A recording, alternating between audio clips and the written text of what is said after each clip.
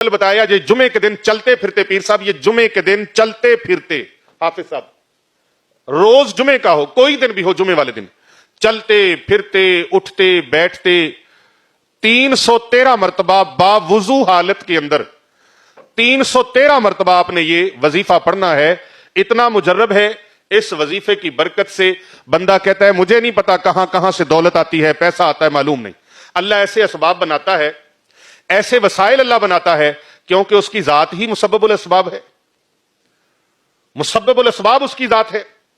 تو آپ جمعہ کے دن، کسی بھی جمعے کو، جمعہ کے دن نماز جمعہ کے بعد، نماز عصر کے بعد آپ یہ عمل کر لیں. 313 مرتبہ اول و آخر درود ابراہیمی پڑھنا ہے، 11 مرتبہ. عمل میں بتانے لگا ہوں، توجہ سے آپ سماعت کر لیں.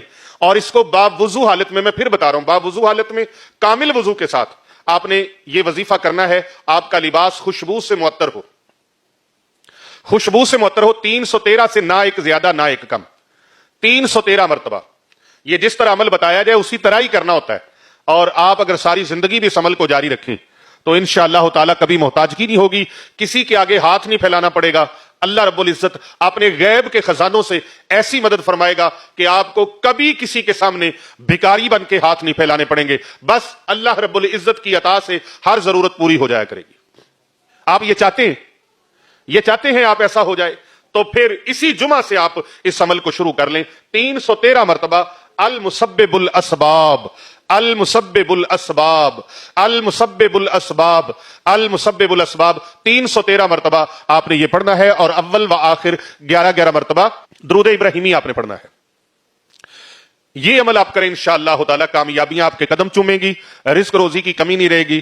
یہ اس بزرگ جن کا بتایا ہوا وظیفہ ہے، بڑا مجرب ہے، میں نے آزمایا ہے، کمی کوئی نہیں رہی. یہ بزرگ جن اللہ کا ولی تھا، یہ کوئی عام نہیں تھا، اللہ کا ولی تھا جس نے عطا کیا. اس وظیفے کی سب کو اجازت ہے. ایک مرتبہ صلی اللہ علیہ وآلہ وسلم کومنٹ میں آپ نے ضرور لکھ کے بھیجنا ہے. جو لکھ کے بھیجے گا انشاءاللہ اس عمل کی اس کو اجازت ہے، وہ عامل بن جائے گا، اس عمل کا عامل بن جائے گا. اور اس ویڈیو کو آپ زیادہ سے زیادہ لوگوں تک شیئر کریں، کومنٹ کریں اور ویڈیو کو بھیجیں.